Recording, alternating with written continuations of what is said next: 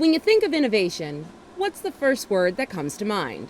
Is it not Croutons. It's a stale category. We are the two biggest crouton evangelists out there in the country probably right now. When brothers John and Matt Waxman decided to quit their jobs and go into business together, starting off with a crouton revitalization project just made sense. Every category has evolved, and for some reason, croutons just hadn't.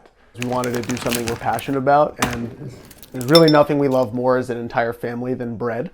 So breaking bread was the best way to break into the industry. That's what sort of led us down to look at things in that space and eventually stumble upon croutons. The two had backgrounds in startups and food marketing, and of course, Tremendous food consumption, but nothing to do with production.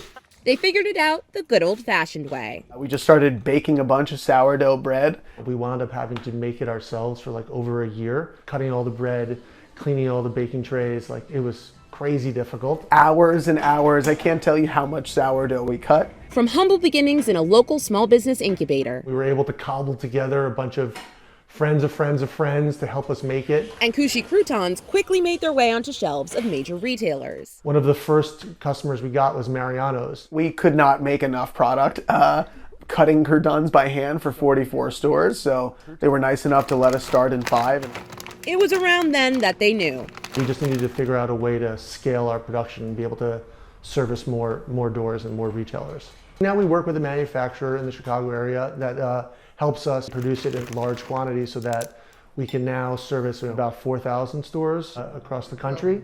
Kooshy's popularity is rooted in a simple approach.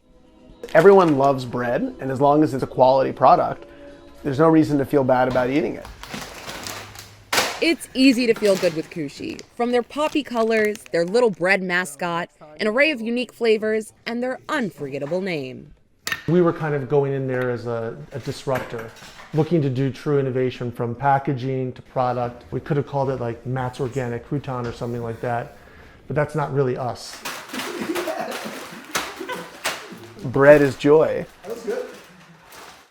That's for sure. Yeah. Bread is certainly joy. Remarkable. But you know, this is such a, we were talking about it as the story was airing, this is such an example of taking a step and saying, I want to do this, I'm going to go for it. And to start like very small and to grow like this. No, yeah, absolutely. Like I was saying, they started at the Logan Square Farmers Market just on, and in the informal side as well. So where people were selling like their wares and their clothes, not where the formal vendors set up. And they just started selling them there.